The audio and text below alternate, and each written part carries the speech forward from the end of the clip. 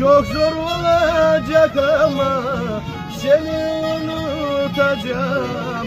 Çok zor olacak ama seni unutacağım. Bu akşam içilir içmeden yatılır. Yalavuz yataklarda yar sensiz yatılır.